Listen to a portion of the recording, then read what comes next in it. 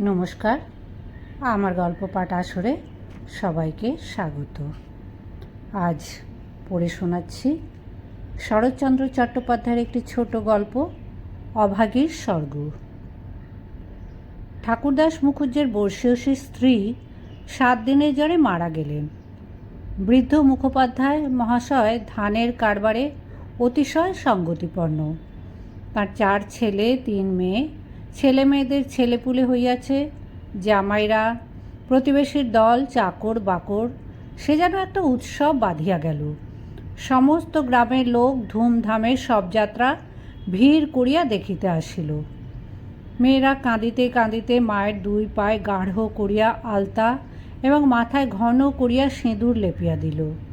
বধূরা ললাট চন্দনে চর্চিত করিয়া বহুমূল্য বস্ত্রে শাশুড়ির দেহ আচ্ছাদিত করিয়া আঁচল দিয়া তাহার শেষ পদধূলি মিছাইয়া লইল। পুষ্পে পত্রে গন্ধে মাল্যে কলরবে মনে হইল না এ কোনো শোকের ব্যাপার। এ যেন বড় বাড়ির গৃহিণী 50 বর্ষ পরে আর একবার নূতন করিয়া তাহার স্বামী গৃহে যাত্রা করিতেছেন। বৃদ্ধ মুখোপাধ্যায় শান্ত মুখে তাহার চিরদিনের সঙ্গিনীকে শেষ বিদায় দিয়া অলক্ষ্যে 2 ফোঁটা চোখের জল মুছিয়া শোকার্ত কন্যা ও বধূগণকে সান্ত্বনা দিতে লাগিলেন। প্রবল হরিধ্বনিতে প্রভাত আকাশ আলোড়িত করিয়া সমস্ত গ্রাম সঙ্গে সঙ্গে চলিল। আর একটি প্রাণী একটু দূরে থাকিয়া এই দলের সঙ্গী হইল। সে কাঙালির মা। সে তাহার কুটির প্রাঙ্গণের গোটা কয়েক বেগুন তুলিয়া এই পথে হাঁটে চলিয়াছিল। এই দৃশ্য দেখিয়া আর নড়িতে পারিল না। রহিল তার হাটে যাওয়া, রহিল তার আঁচলে বেগুন বাঁধা। সে চোখের জল মুছিতে মুছিতে সকলের পিছনে শ্মশানে আসিয়া উপস্থিত হইল। গ্রামের একান্তে গরুর নদীর তীরে শ্মশান।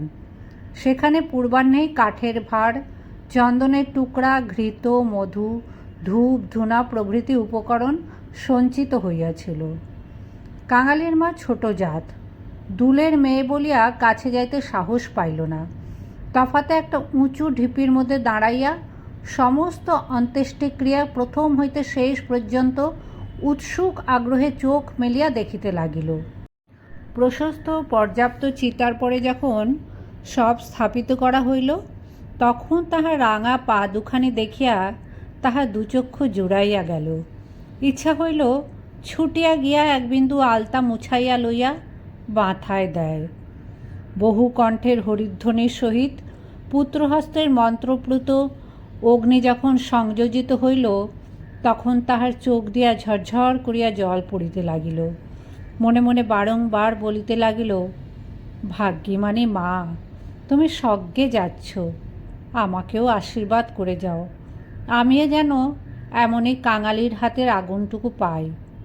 ছেলের হাতের আগুন, সে তো সোজা কথা নয়। স্বামী, পুত্র, কন্যা, নাতি নাতনি, দাস দাসী, পরিজন, সমস্ত সংসার উজ্জ্বল রাখিয়া এই যে স্বর্গারোহণ, দেখিয়া তাহার বুক ফুলিয়া ফুলিয়া উঠিতে লাগিল। এ সৌভাগ্যের সে যেন আর ইয়ত্তা করিতে পারিল না। সদ্য প্রজ্বলিত চিতার অজস্র ধোঁয়া নীল রঙের ছায়া ফেলিয়া ঘুরিয়া ঘুরিয়া আকাশে উঠিতেছিল। কাঙালির মা ইহারই মধ্যে ছোট একখানি রথের চেহারা যেন স্পষ্ট দেখিতে পাইল। গায়ে তাহার কত না ছবি আঁকা, চূড়ায় তাহার কত না লতাপাতা জড়ানো। ভেতরে কে যেন বসিয়া আছে। মুখ তাহার চেনা যায় না, কিন্তু সিঁথায় তাহার সিঁদুরের রেখা, পদতল দুটি আলতায় রাঙানো। ঊর্ধ্বদৃষ্টে চাহিয়া কাঙালির মায়ের 2 চোখে অশ্রুর ধারা বহিতেছিল। এমন সময় একটি বছর 14-15 ছেলে তাহার আঁচলে টান দিয়া কহিল, হেথায় তুই দাঁড়িয়ে আছিস মা, ভাত রাঁধবি নে? মা চমকিয়া ফিরিয়া চাহিয়া কহিল, রাঁধব ক্ষণ রে। হঠাৎ ওপরে অঙ্গুলি নির্দেশ করিয়া ব্যগ্রস্বরে কহিল, দেখ দেখ বাবা, বামুন মা ওই রথে চড়ে স্বর্গে যাচ্ছে। ছেলে বিস্ময়ে মুখ তুলিয়া কহিল, কই? ক্ষণকাল নিরীক্ষণ করিয়া শেষে বলল, তুই খেপেছিস, ও তো ধোঁয়া। রাগ করিয়া কহিল, বেলা দুপুর বাজে, আমার খিদে পায় না বুঝি? এবং সঙ্গে সঙ্গে মায়ের চোখে জল লক্ষ্য করিয়া বলিল, বামুনদের গিন্নি মরেছে, তুই কেন কেঁদে মরিস মা? কাঙালির মার এতক্ষণে হুঁশ হইল। পরের জন্য শ্মশানে দাঁড়াইয়া এইভাবে অশ্রুপাত করায় সে মনে মনে লজ্জা পাইল। এমনকি ছেলের অকল্যাণের আশঙ্কায় মুহূর্তে চোখ মুছিয়া ফেলিয়া একটুখানি হাসিবার চেষ্টা করিল। বলিল, কাঁদব কিসের জন্য রে? চোখে ধোঁ লেগেছে বই তো নয়।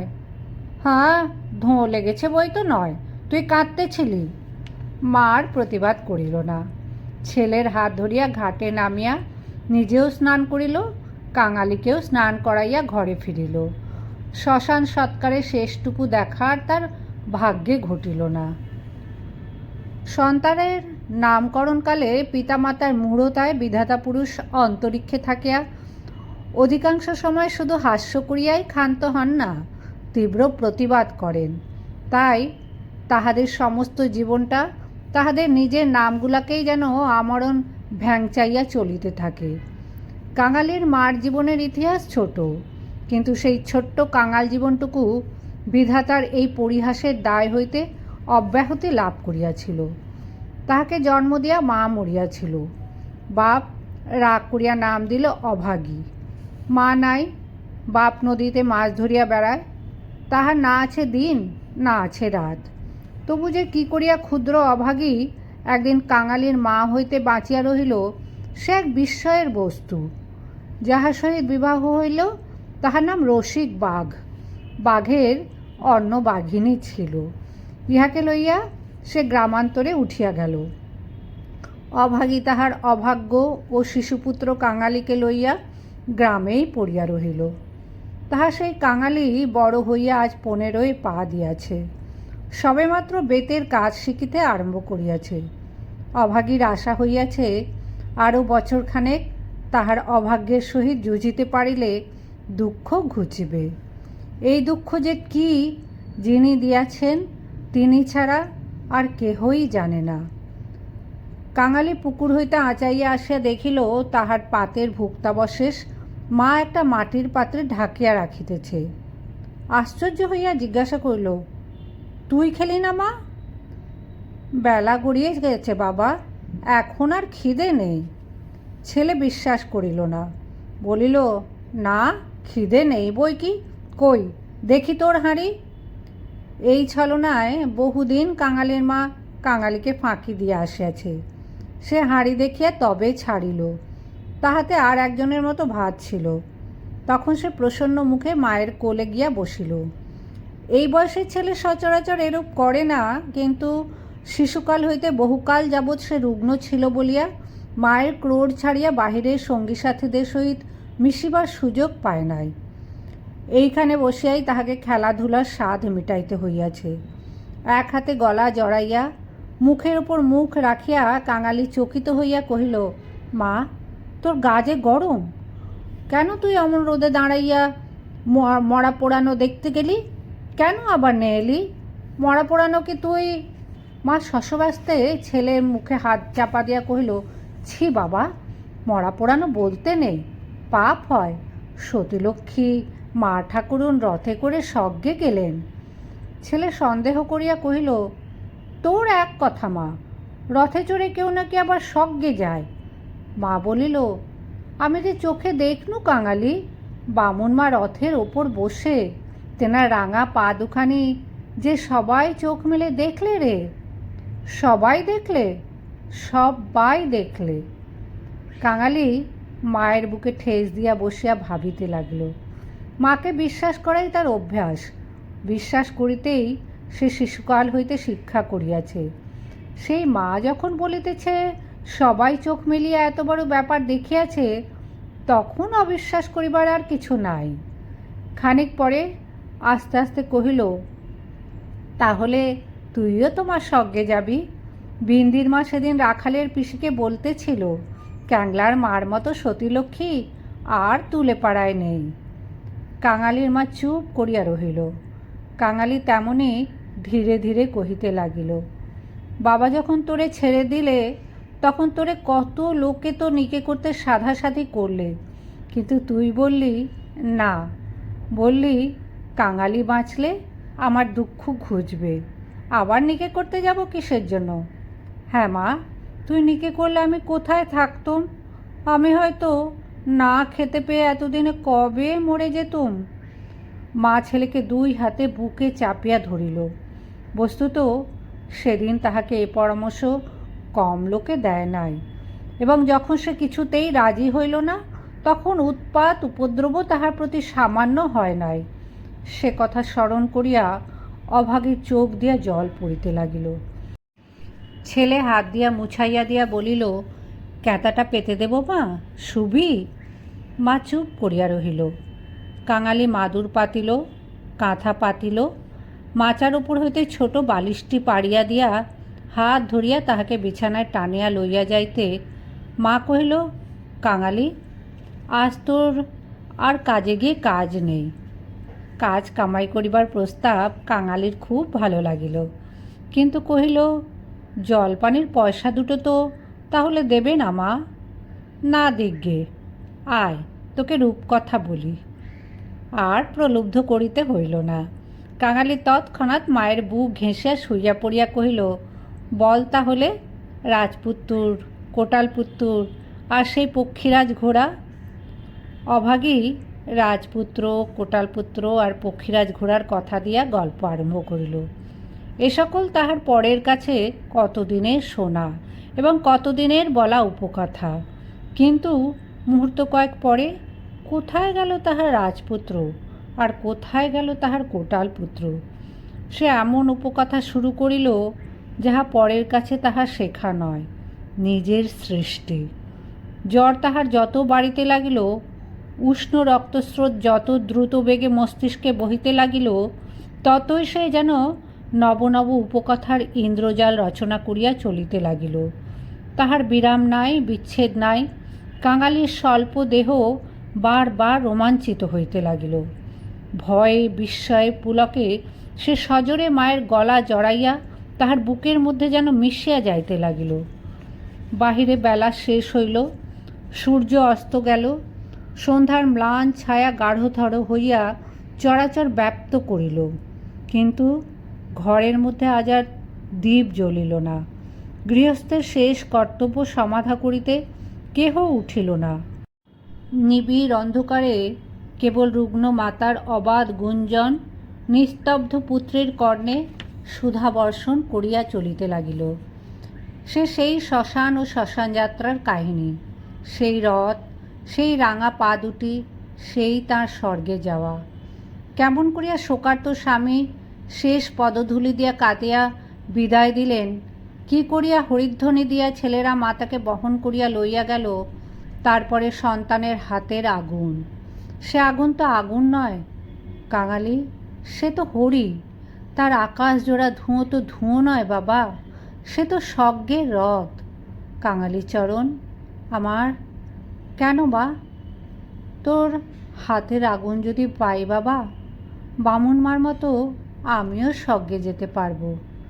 কাঙালি অস্ফুটে শুধু বলল, যাহ, বলতে নেই। মা সে কথা বোধ করি শুনিতেও পাইল না।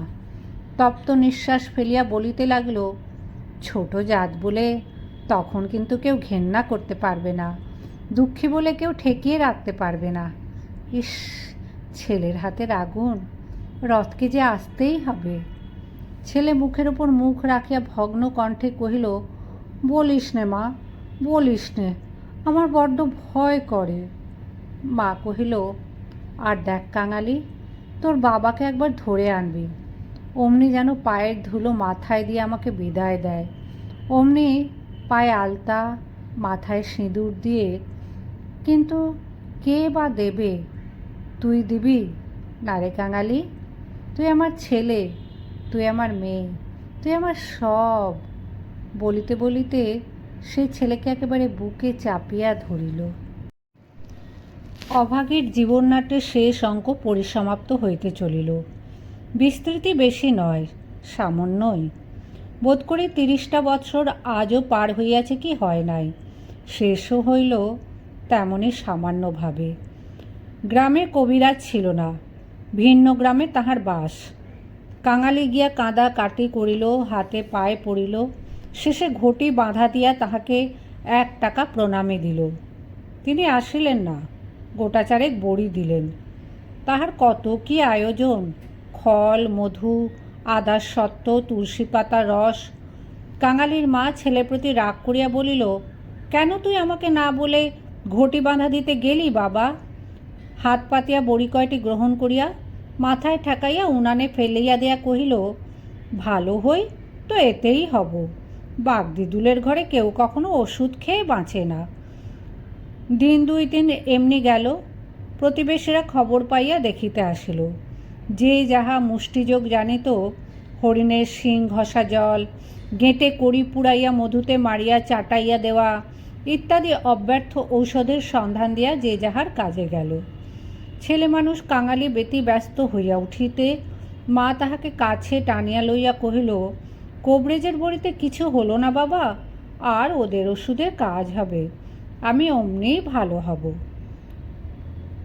কাঙালি কাঁদিয়া কহিল, তুই বড়ি তো খেলি নে মা, উনুনে ফেলে দিলি, এমনি কি কেউ সারে? আমি এমনি সেরে যাব, তার চেয়ে তুই দুটো ভাতে ভাত ফুটিয়ে নিয়ে খা দেখি, আমি চেয়ে দেখি। কাঙালি এই প্রথম অপটু হস্তে ভাত রাঁধিতে প্রবৃত্ত হইল। না পারিল ফ্যান ঝাড়িতে, না পারিল ভালো করিয়া ভাত বাড়িতে। উনান তাহার জ্বলে না, ভেতরে জল পড়িয়া ধোঁয়া হয়, ভাত ঢালিতে চারিদিকে ছড়াইয়া পড়ে। মায়ের চোখ ছলছল করিয়া আসিল। নিজে একবার উঠিবার চেষ্টা করিল, কিন্তু মাথা সোজা করিতে পারিল না, শয্যায় লুটাইয়া পড়িল। খাওয়া হইয়া গেলে ছেলেকে কাছে লইয়া কি করিয়া কি করিতে হয় বিধি মতে উপদেশ দিতে গিয়া তার ক্ষীণ কণ্ঠ থামিয়া গেল, চোখ দিয়া কেবল অবিরল ধারে জল পড়িতে লাগিল। গ্রামের ঈশ্বর নাপিত নারী দেখিতে জানিত।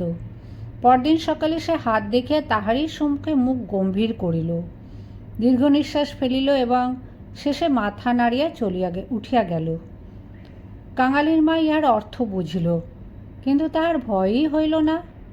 সকলে চলিয়া গেলে সে ছেলেকে কহিল, এইবার একবার তাকে ডেকে আনতে পারিস বাবা? কাকে মা? ওই যে রে, ও গায়ে যে উঠে গেছে।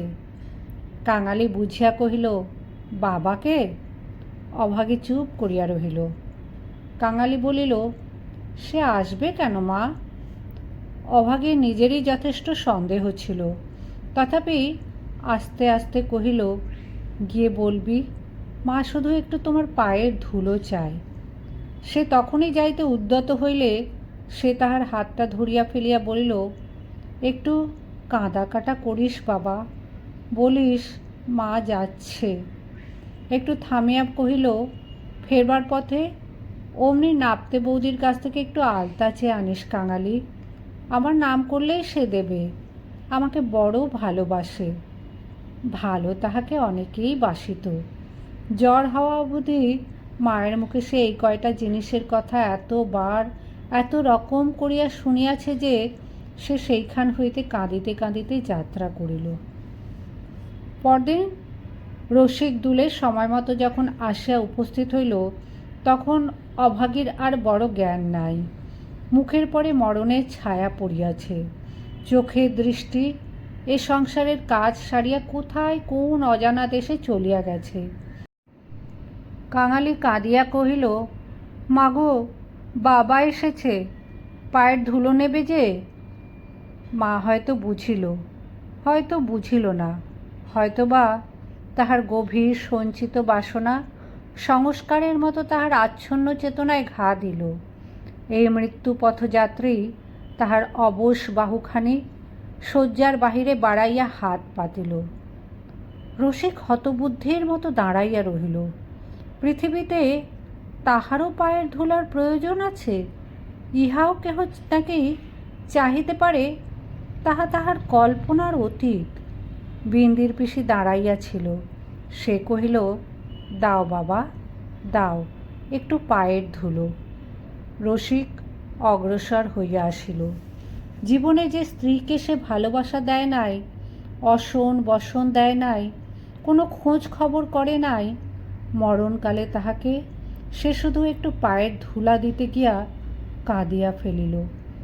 রাখালের মা বলিল, এমন সতীলক্ষ্মী বামুন কায়েতের ঘরে না জন্মে ও আমাদের দুলের ঘরে জন্মালো কেন?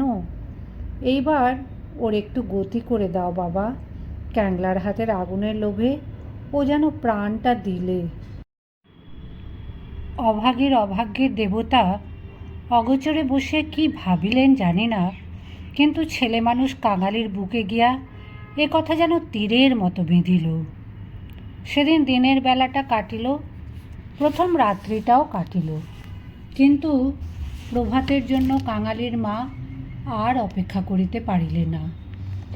কি জানি এত ছোট জাতের জন্য স্বর্গের রথের ব্যবস্থা আছে কি না, কিংবা অন্ধকারে পায়ে হাঁটিয়াই তাহাদের রওনা হইতে হয়। কিন্তু এটা বোঝা গেল রাত্রি শেষ না হইতেই এই দুনিয়া সে ত্যাগ করিয়া গেছে। কুটির প্রাঙ্গণে একটা বেলগাছ, একটা কুড়ুল চাহিয়া আনিয়া রসিক তাহাতে ঘা দিয়াছে কি দেয় নাই, জমিদারের দারোয়ান কোথা হইতে ছুটিয়া আসিয়া তাহার গালে সশব্দে একটা চর কষাইয়া দিল। কুড়ুল কাড়িয়া লইয়া কহিল, শালা, এ কি তোর বাপের গাছ আছে যে কাটতে লেগেছিস? রসিক গালে হাত বুলাইতে লাগিল। কাঙালি কাঁদো কাঁদো হইয়া বলিল, বাহ, এ যে আমার মায়ের হাতে পোঁতা গাছ দারোয়ানজি, বাবাকে খামোকা তুমি মারলে কেন? হিন্দুস্তানি দারোয়ান তাহাকেও একটা অশ্রাব্য গালি দিয়া মারিতে গেল, কিন্তু সে নাকি তাহার জননীর মৃতদেহ স্পর্শ করিয়া বসিয়াছিল, তাই অশৌচের ভয় তাহার গায়ে হাত দিল না।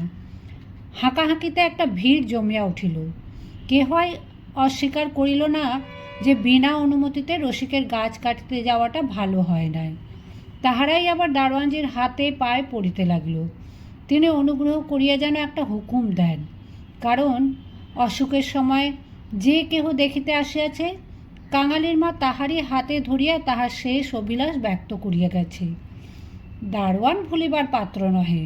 সে হাত মুখ নাড়িয়া জানাইল, এ সকল চালাকি তাহার কাছে খাটিবে না।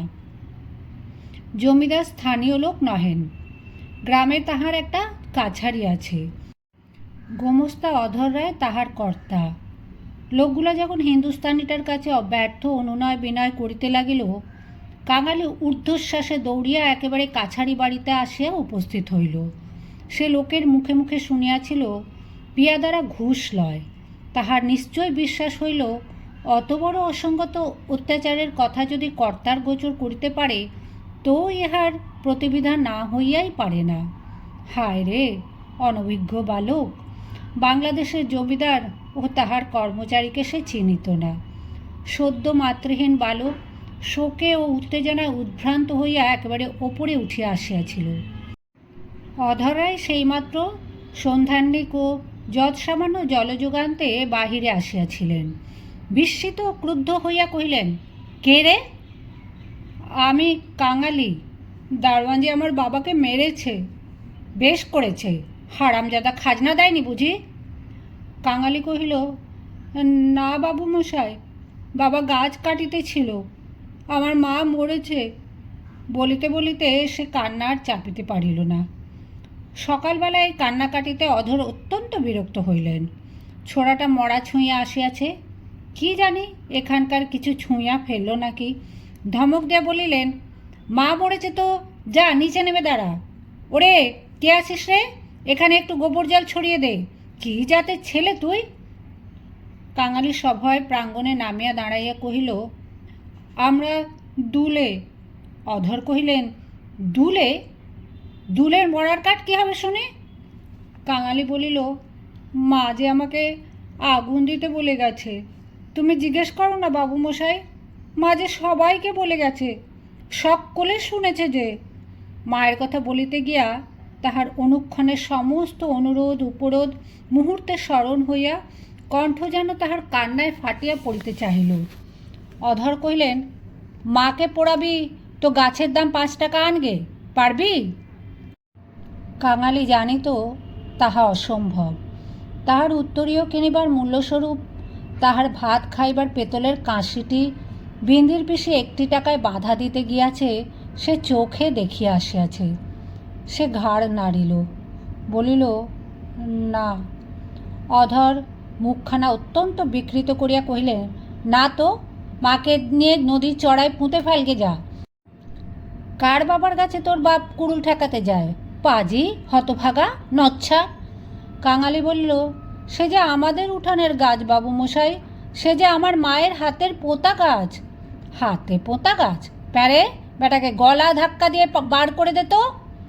পাড়ে আসিয়া গলা ধাক্কা দিল এবং এমন কথা উচ্চারণ করিল যাহা কেবল জমিদারের কর্মচারীরাই পারে। কাঙালি ধুলা ঝাড়িয়া উঠিয়া দাঁড়াইল, তারপরে ধীরে ধীরে বাহির হইয়া গেল। কেন সে যে মার খাইল, কি তাহার অপরাধ, ছেলেটা ভাবিয়াই পাইল না। গোমস্তার নির্বিকার চিত্তে দাগ পর্যন্ত পড়িল না। পড়িলে এ চাকরি তাহার জুটিত না। কহিলেন, পরেশ, দেখ তো হে, এ বেটার খাজনা বাকি পড়েছে কিনা। তাকে তো জাল টাল কিছু একটা কেড়ে এনে যেন রেখে দেয়, হারামজাদা পালাতে পারে। মুখুজ্জে বাড়িতে শ্রাদ্ধের দিন, মাঝে কেবল একটা দিন মাত্র বাকি। সমারোহের আয়োজন গৃহিণীর উপযুক্ত করিয়াই হইতেছে। বৃদ্ধ ঠাকুরদাস নিজে তত্ত্বাবধান করিয়া ফিরিতেছিলেন। কাঙালি আসিয়া তাহার সম্মুখে দাঁড়াইল, কহিল, ঠাকুরমশাই, আমার মা মরে গেছে। তুই কে? কি চাস তুই? আমি কাঙালি। মা বলে গেছে তেনাকে আগুন দিতে। তা দিগে না। কাছারির ব্যাপারটা ইতিমধ্যেই মুখে মুখে প্রচারিত হইয়া পড়িয়াছিল। একজন কহিল, ও বোধহয় একটা গাছ চায়। এই বলিয়া সে ঘটনাটা প্রকাশ করিয়া কহিল। মুখুজ্জে বিস্মিত ও বিরক্ত হইয়া কহিলেন, শোনো আবদার, আমারই কত কাঠের দরকার, কাল বাদে পরশু কাজ, যা যা, এখানে কিছু হবে না, এখানে কিছু হবে না, এই বলিয়া অন্যত্র প্রস্থান করিলেন। ভট্টাচার্য মহাশয় অদূরে বসিয়া ফর্দ করিতেছিলেন। তিনি বলিলেন, তোদের যেতে কে কবে আবার পোড়ায় রে? যা, মুখে একটু নুড়ো জেলে দিয়ে নদীর চড়ায় মাটি দেগে। মুখোপাধ্যায় মহাশয়ের বড় ছেলে ব্যস্ত সমস্তভাবে এই পথে কোথায় যাইতেছিলেন। তিনি কান খাড়া করিয়া একটু শুনিয়া কহিলেন, দেখছেন ভট্টাচার্য মশাই, সব বেটারাই এখন বামুন কায়েত হতে চায়, বলিয়া কাজের ঝোঁকে আর কোথায় চলিয়া গেলেন। কাঙালি আর প্রার্থনা করিল না।